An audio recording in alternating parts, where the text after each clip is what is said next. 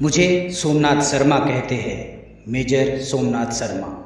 भारतीय सेना का एक सिपाही और शायद आज़ाद भारत का पहला शहीद। मैं अब इस दुनिया में नहीं हूँ, लेकिन मेरी कहानी आज भी जिंदा है। और अगर आज आप चैन की नींद सोते हो तो शायद मेरे जैसे कुछ लोग कभी चैन से सो ही नहीं पाए। सुनो मेरी कहानी, मेरी आखिरी लड़ाई। मेरा जन्म 31 जनवरी 1923 को कांगड़ा में हुआ था, जो ब्रिटिश भारत के पंजाब प्रांत में था और वर्तमान में भारतीय राज्य हिमाचल प्रदेश में। मेरे पिता मेजर जनरल थे और देश प्रेम मेरे खून में था। मैंने मिलिट्री की training Prince of Wales Royal Military College और फिर रॉयल मिलिट्री एकेडमी यूके से लिया। 1942 में जब देश आज़ादी की लड़ाई लड़ रहा था, तब मैं भारतीय सेना में शामिल हुआ as a Kumaon regiment officer और खुद को राष्ट्र के चरणों में समर्पित कर दिया। लेकिन मुझे नहीं पता था कि मेरा असली इम्तिहान 1947 में आएगा। 1947 में आज़ादी तो मिली, लेकिन चैन नहीं। अक्टूबर 1947 पाकिस्तान ने कश्मीर को छीनने के लिए कबायली हमलावर भेजे।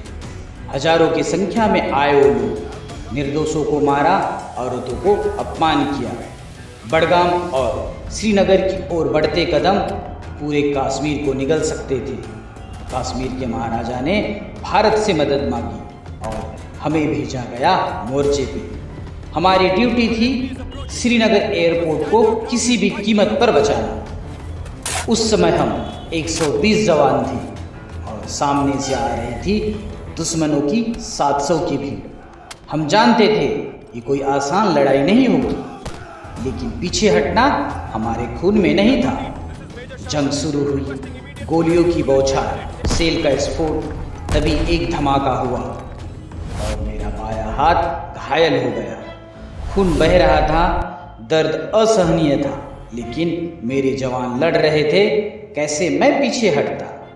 मैंने रेडियो थामा, एक हाथ से ग्रेनेड उठाया और कहा, हम आखिरी सांस तक लड़ेंगे। आखिरी मोर्चा। दुश्मन अब सिर्फ 50 गज दूर था। गोलियां खत्म हो रही थी, लेकिन हौसला नहीं। हर जवान 5-5 दुश्मनों को गिरा रहा था। मैंने अपने सैनिकों से कहा, हर गोली सोच समझ कर चलाओ, अब हर सांस कीमती है।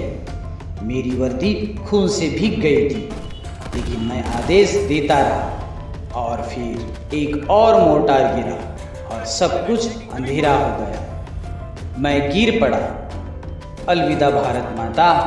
मेरे चेहरे पे एक मुस्कान थी और उसी मुस्कान के साथ मेरी आंखें बंद हो गई। मेरी मुस्कान के पीछे कारण था मेरी भारत माता बच गई। मरने के बाद मेरी रूह से जब श्रीनगर एयरपोर्ट बचा तो मेरे बलिदान का अर्थ मिल गया। भारत सरकार ने मुझे देश का पहला परमवीर चक्र दिया, पर उस पुरस्कार से बढ़कर था वह गौरव कि मैंने देश के लिए मरा। मैं चला गया, लेकिन मेरा तिरंगा अब भी लहरा रहा है पूरी शान से।